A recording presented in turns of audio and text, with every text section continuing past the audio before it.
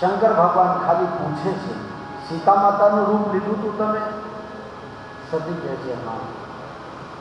શંકર ભગવાન મનોમન સંકલ્પ કરે છે કે મારા માટે સીતા એટલે માતા સમાન, અને સીતાનું રૂપ જો લીધું હોય તો મારાથી હવે પત્નીનો સંબંધ રાખી શકાય. શંકર ભગવાન પ્રતિજ્ઞા કરે છે, દેવતાઓ પુષ્પ દૃષ્ટિ કરે છે, હે ભગવાન તમારા માટે આવી પ્રતિજ્ઞા તમારા સિવાય બીજો કોઈ ન કરી શકે. બોલો શંકર ભગવાન. મહારાજ તમે શું પ્રતિજ્ઞા કરી? પરનત પંથ વિવિધ આશા, પરનત પંથ વિવિધ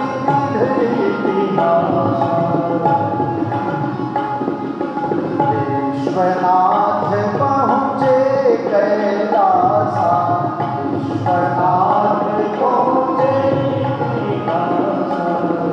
રસ્તામાં અનેક પ્રકારની ઇતિહાસ પુરાણોની વાર્તા, કથા નથી કહેતા, એટલે કથામાં મન લાગ્યું હોત તો મહાત્માના આશ્રમમાં કથા સાંભળતી દીધી હોય, પણ ત્યાં કથા ન સાંભળી એટલે શંકર ભગવાન વિચાર કરવા લાગ્યા કે આને કથામાં મજા આવતી નથી. તો પરનત પંથ વિવિધ ઇતિહાસા,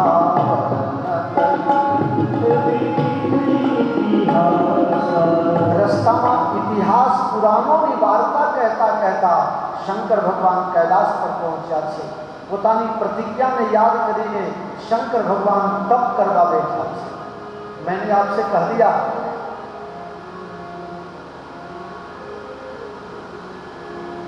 बातों करता જ્યારે માનસ બંધ થાય, સંબંધ નિભાવવાનો જ્યારે માનસ બંધ થાય ત્યારે સમજો કે એના આત્મસન્માનને બહુ ઠેસ પહોંચે છે. ભગવાન શંકર મર્યાદાના કારણે ક્યાંય કશું બોલ્યા જ નથી, પણ બસ તપમાં બેસી ગયા છે. संबंध निभाना बंद कर दिया.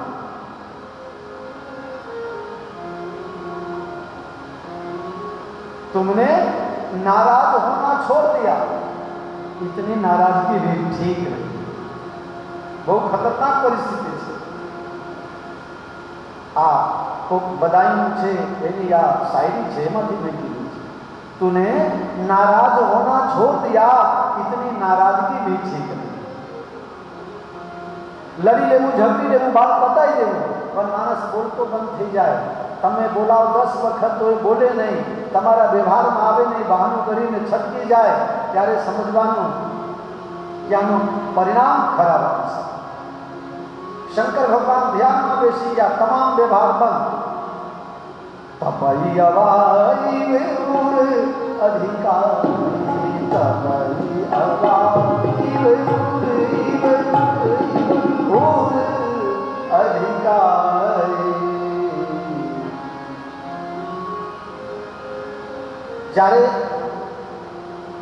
માટીના બર્તન પકડવામાં આવે ત્યારે એને ચારે બાજુથી કાચી માટીથી માટી પલાળીને એને ઢાંકવામાં આવે છે,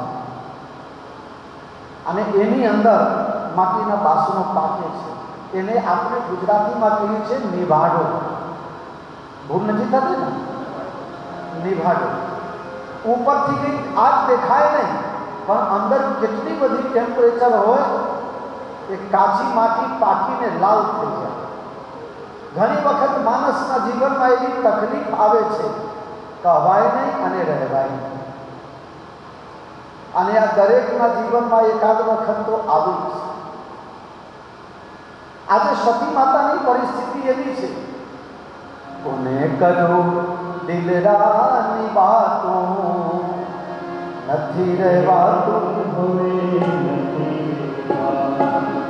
કોને કહું દિલરાની વાતો, કોને કહું દિલરાની વાતો, નથી રહેવાતું હવે, નથી રહેવાતું હવે. આવી પરિસ્થિતિ બધાના જીવનમાં આવે છે. પછી ગુજરાતીમાં કહાવત છે, હાથે કરેલા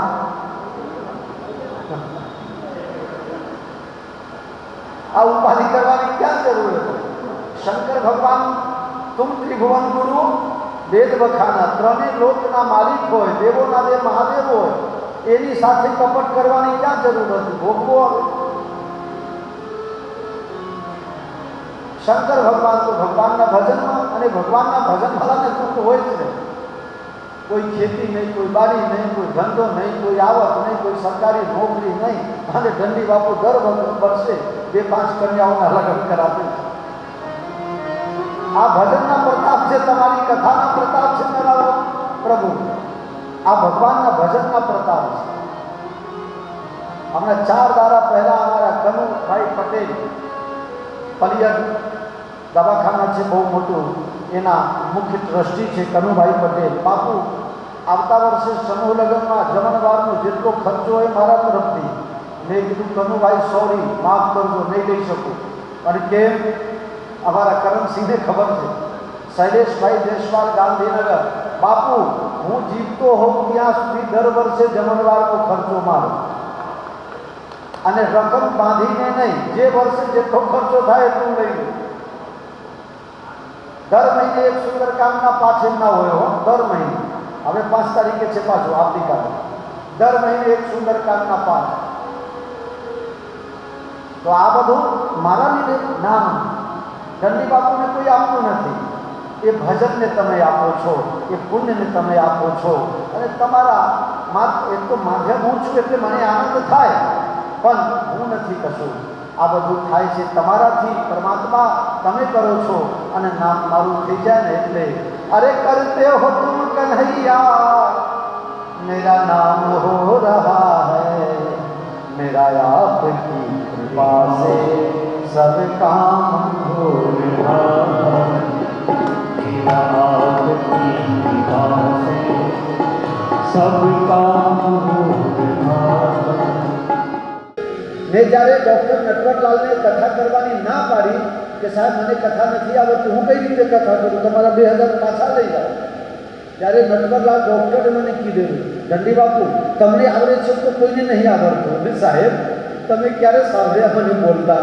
માઇક હાથમાં પકડું તો મેલડી માતા આવ્યા હોય એવું ધૂનાય એવું લાગે, અને આ તમે ક્યાં?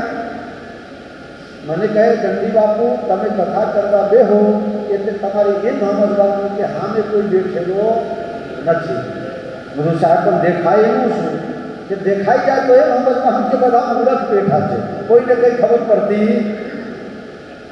પણ તમારે બોલવાનું તો ખરું, ન આવડે તો જોઈને વાંચજો, પણ શ્રાવણ માસમાં કથા કરો. પહેલી વખત 300 રૂપિયા સંતવાલાને આપ્યા હતા, 9 દાડા.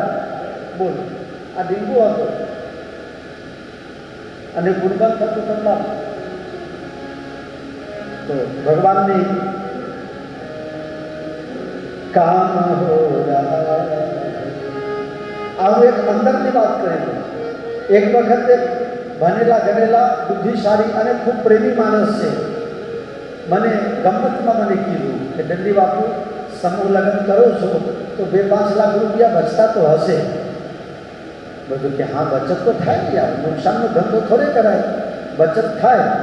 પણ આ વર્ષે લગ્નના ટાઈમમાં મારી હાથમાં નથી, વહીવટ તમારે કરવાનો છે. મને કે હા હું કરી દઈશ. ધ્યાન રાખજો, હું કોઈ જોડે માંગતો નથી. માગ્યા વગર જે આવે તે એમાં કામ ચલાવવાનું છે, ક્યાંય પાવતી લઈને ફરવાનું નથી. માગ્યા વગર જે આવે તે, બાકી હું મારા કથામાં મન માગે આવે એ બચતમાંથી હું કરું છું. મારી આ બેલેન્સ છે, ધ્યાન રાખજો. માગ્યા વગર આવે તે 1,70,000 નુકસાન આવે.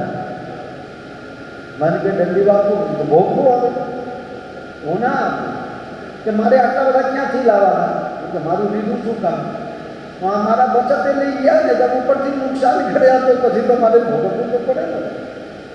निगाहें प्यार करती है तरफ ना दिल को होता है, ये उसी का काम है जो खुद बर्बाद होता है.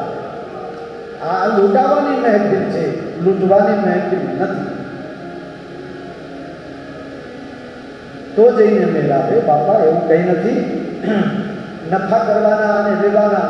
હું તો જાહેરમાં કહું છું કે ઘણા બધા એવા સેવકો મારા છે કે મને 12 મહિના એના ઘેર બેહાડીને ખવડાવે અને વાપરવા માટે પણ આપે. લેવ ગુરુજી એવા એવા સેવકો છે અમારે, હું શું કામ તારા ધોરા કરું યાર? મારું તો એક જ કામ છે, પુણ્યનું કામ કરું. એમાં તમારી ઈચ્છા હોય તો જણાવો, તમારી ઈચ્છા ન હોય તો તમે દર્શન કરવા આવો, તમે પૂજા કરવા આવો, તમે આનંદ કરો, મારી સાથે તમે પણ આનંદ કરો. પણ એવું બોજ તો રાખશો જ નહીં કે મારે અહીંયા ફરજિયાત આટલું કરવું પડશે. મારા તરફથી નિશ્ચિત રહેવાનું તમારે કાયમ માટે. સત્કારમાં તમારી ઈચ્છા હોય તો જોડાવો, અને ન ઈચ્છા હોય અથવા શક્તિ ન હોય તો કોઈ ચિંતા ન કરતા. અમે હવન કરીશું તો તમે દર્શન તો કરવાના જ. આવો, દર્શનનો લાભ લેવો. કારણ કે કન્યાદાન જે છે ને 100 અશ્વમેઘ જેટલા પુણ્યના ફળ મળે ને એટલા મળે. તમે જોજો, જ્યારે હું નિમંત્રણ પત્ર છપાવું ને તેમાં લખું છું કે દર્શન કરવા અને સાક્ષી બનવા માટે પધારો. આ મારું આમંત્રણ આ રીતનું હોય છે. એવું નથી લખતો કે નવ દંપતીને આશીર્વાદ આપતા હોય. કારણ આ તો અશ્વમેઘ યજ્ઞનો ફળ છે. એ તો કર્મમાં હોય તો દર્શન થાય. તમે તમારા સગાના ત્યાં લગ્નમાં જાઓ એ તો વ્યવહાર છે. તમારા ત્યાં આવ્યા તો તમારે જવું પડે. તમને ટેકો કર્યો તો તમારે ટેકો કરવું પડે. પણ મેં જે મારો જે સંકલ્પ છે એની અંદર જે કન્યાઓ આવે છે, તમે બધા જાણો જ છો, એ એવા બાપની દીકરી હોય છે કે કાં તો કોઈને માં નથી, કાં તો કોઈને બાપ નથી, કાં તો કોઈને બેમાંથી એકે નથી. કાં તો છે તો એની પાસે અડધો વીઘો નથી કે જે બેચીને દીકરીના લગ્ન કરે. 109 જોડ એટલે કે 218 ઘરને કમ સે કમ તો અડધો વીઘો બેચતા મેં બચાયા છે. આ વાતનો મને ઘમંડ નથી, પણ મને ગૌરવ છે કે કોઈના સારામાં જઈને બન્યા છે. ભગવાને આપ્યું હોય તો સારા કામમાં વાપરજો. આપણે ગુજરાતીમાં કહાવત છે, હું દરેક વસ્તુથી શીખું છું. હા, એવી જગ્યામાં વાવજો કે ઉગી રહે. પથરા ઉપર જઈને પાણી વેરો ગમે એવા ત્યાં ન ઉગે. ખારવાળી જગ્યામાં વાવેતર કરશો તો ઉગશે નહીં. એવી જગ્યામાં એટલે મેં નક્કી કર્યું કે આજે બીજા બધા કામ છોડીને આ કામ કરો તો બે ફાયદો છે. એક, કન્યાદાન થાય તો અશ્વમેઘ યજ્ઞનું ફળ મળે, અને બીજું કે કમ સે કમ લૌકિક રીતે દેખાદેખીમાં બે પરિવારને વ્યાજ ભરવાથી બચે, વીઘો અડધો વીઘો વેચવાથી બચે. મને કોઈ મળવા એ પછી આવે તો વાંધો નહીં, પણ જ્યારે જ્યારે યાદ આવે ને ત્યારે ત્યારે એના અંદરથી દુઆ નીકળે કે દંડી બાપુનું સારું થજો, કે એ ન હોય તો મારે આજે આ તકલીફ. ભૂલા ન પાઓગે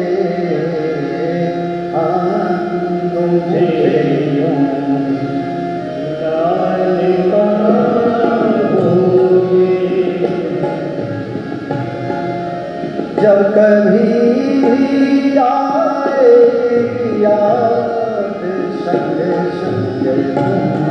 संग तुम गाओगे, हाँ तुमसे भुला न पाओगे. तपई अवा ईर अधिकारी નિભાગાની જેમ સતી માતાના હૃદયમાં જલન થાય છે.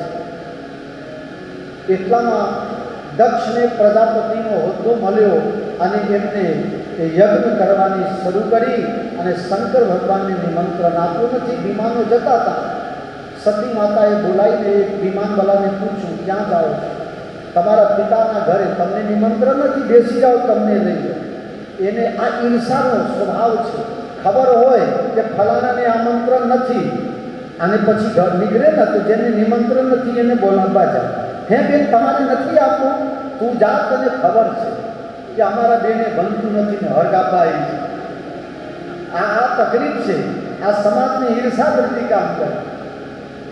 સતી માતા કહે કે બેહી તો જાઓ તમારા વિમાનમાં, પણ મને ભગવાનની રજા દેવી પડે ને.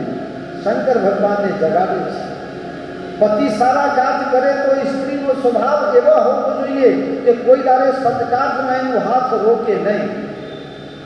અત્યારે તો રોકતા નથી, કારણ કે હાનુભાવો પૂછ્યા વગર કરે જ છે, ક્યાં કે રોકવું પડે.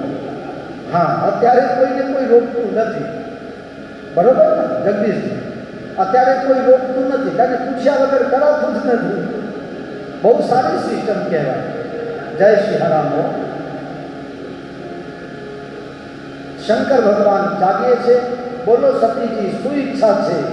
પિતા ભવન ઉત્સવ પરમ જો પ્રભુ આયસ હો તો મેં જાઉં પિતાયતના સાગર દેખન સોઈ. સાગર દેખન સાગર દેખન સાગર દેખન સોઈ. આપ આજ્ઞા આપો તો પિતાજીના ત્યાં યજ્ઞ જોવા જોઈએ. અને હા, તમે પણ સાથે ચાલો ને, આપણે 2 જણા જઈએ. શંકર ભગવાન કહે છે સતી સાવધાન. કોઈના ઘરે દુઃખ હોય ને તો વગર બોલાય જજો, પણ કોઈના ત્યાં ઉત્સવ હોય અને સારા પ્રસંગ હોય તો વગર નોતરા નહીં જવાય. અને એમાં પણ આપણે ઉદ્દેશ કરીને જે કંઈ કરતા હોય અપમાનની ભાવનાથી, ત્યાં બિલકુલ નહીં જવાનું, નહીં જવાનું. અને જો જાઓ તો તમારું અપમાન થાય. સતી કે મારે તો જરૂર છે. જાઓ. પોતાના મુખ્ય ગણોને, કોઈને એમ ન લાગવું જોઈએ કે આ બેને ઝઘડો થયેલો છે, એટલે પોતાના ગણોને બોડીગાર્ડ સાથમાં મોકલ્યા છે. તમે બધા જાઓ, સતીની સુરક્ષા કરજો. સતી આપ જાઓ, હું મારો રાજીપો વ્યક્ત કરું છું, શુભકામના આપું છું, પણ ભગત નિમંત્રણે હું ન જાઉં. સતી ત્યાં જાય છે. બેનો મહેનત બધા મારે છે. અત્યારે તો આમંત્રણ હોય કે નહીં હોય, લોકો હાલતા ચાલતા આવી જાય છે. અમને તો નોતરું ન હોય તો અમે ન જઈએ. સાડી એક બાપા આપે કે ન આપે, શું થઈ ગયું? અમે તો ભલે બાપા ન કીધું હોય તો અમે તો ના જ જઈએ. એટલે સતી માતાને એમ લાગ્યું બીજું કોઈ બોલે, આખી દુનિયાને તમે જીતી શકો, પણ જ્યારે દર્દ પોતાના આપે ને ત્યારે અસહ્ય થઈ જાય. સતી માતાને બાંધ દેવી, બહેનોની વાત બાંધ દેવી વાગે છે. એટલામાં માં દોડતી આવે છે. બેટા, તારે જરાય ખોટું લગાડવાનું. જ્યાં સુધી હું જીવું છું, તારા બાપની બુદ્ધિ ખરાબ થઈ ગઈ છે, પણ હું છું ને ત્યાં સુધી તારે દીકરા આવવાનું. તારું ઘર છે. થોડી કાઢત થઈ, પણ બાપે જોઈને નજર ફેરવી લીધું. બહુ દુઃખ થયું. યજ્ઞશાળામાં ગયા છે અને યજ્ઞશાળામાં ખતમ નથી, ઉપર ભાગા. બ્રહ્મા વિષ્ણુ શંકરનો ભાગ નથી. અને જે જગ્યા મારા પતિનું અપમાન, ભારતની નારી પોતાના પતિનું અપમાન ન સહી. અમે ઘણાને જોયા છીએ કે મગજના ઠેકાણા નથી, બુદ્ધિ ઓછી છે, પણ એના ઘરવાળા વિશે કોઈ બોલી જાય તો એની ઘરવાળી છે ને જીવી ખાય ને એની રમચંડી બની જાય. એ ભલે ગમે એટલી ફજેતી કરતી હોય, પણ બીજા કર્મ કરીને એ તો ન ચલાવે. સતી માતાનું મગજ ગરમ થઈ ગયું છે. દક્ષના તેજથી મારી ઉત્પત્તિ છે અને હું જ્યાં સુધી જીવીશ ત્યાં સુધી લોકો કહેશે કે બેટી તો દક્ષની ને. દક્ષનો મતલબ થાય ચતુર, ચાલાક, હોશિયાર.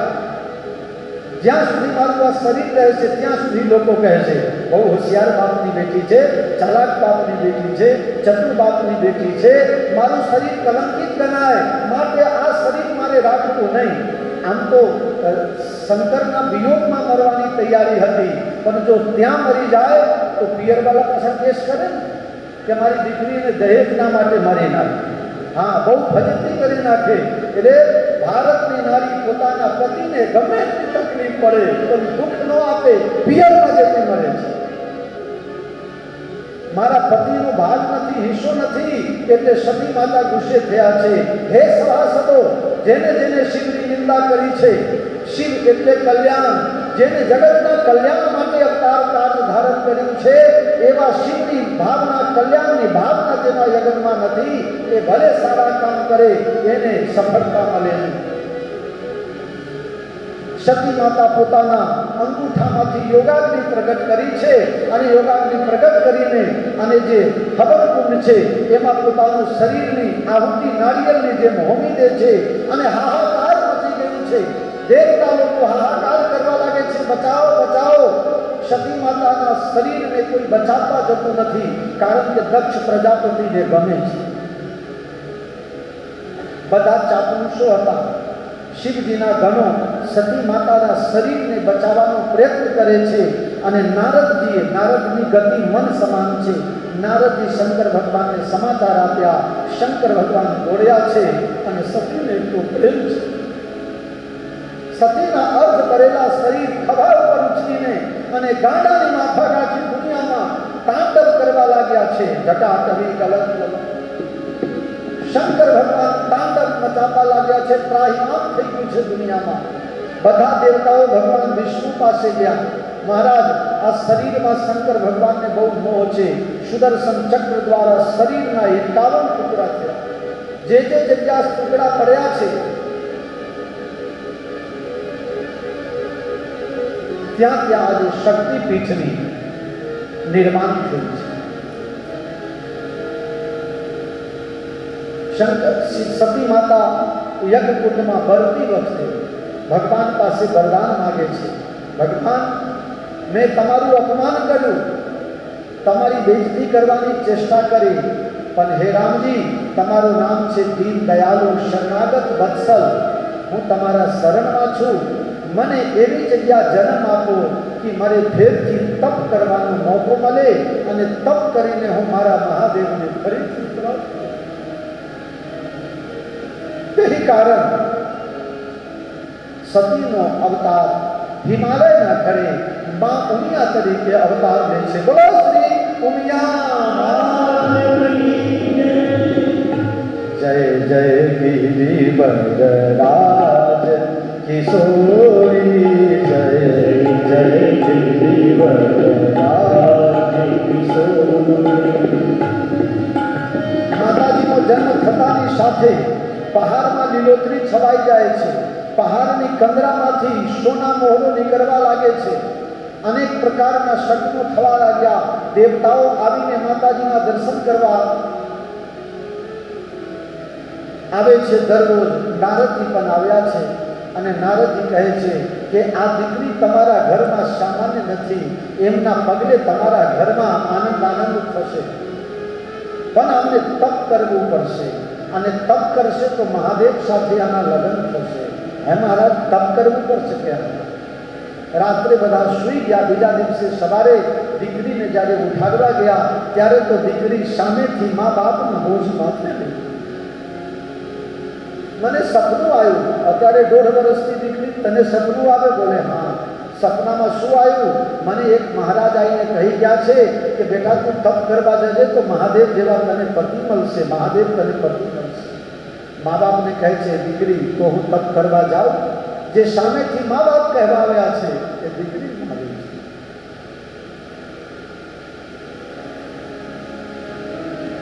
માતાજી તપ કરવા જાય છે. આજની કથા અત્યારે હું અહીંયા વિશ્રામ આપું છું. બીજી કથાઓ કાલે ભગવાન શ્રીરામજીના જન્મ સુધીની કથા તમને કરીશું. આજની કથા અહીંયા વિશ્રામ આપું છું. આરતી શ્રી રામાય, આરતી શ્રી રામાય. कीरति कलिते ललिते सिय प्रीति, कीरति कलिते ललिते सिय प्रीति. आरती श्री रामाय, आरती श्री रामाय. गावत ब्रह्मादिक मुनि नारद, ज्ञान विशारद, सुख सनकादिक शेष अरुसारद. परमी पवन सुख कीरति, आरती श्री रामाय, आरती श्री रामाय. गावत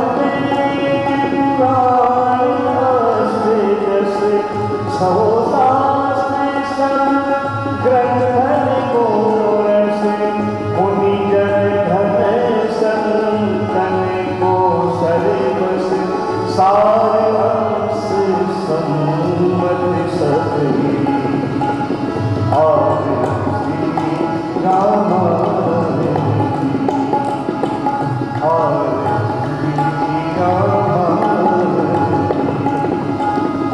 गावत संतति शंभु भवानी अरुघट संभव मुनि विज्ञानी व्यास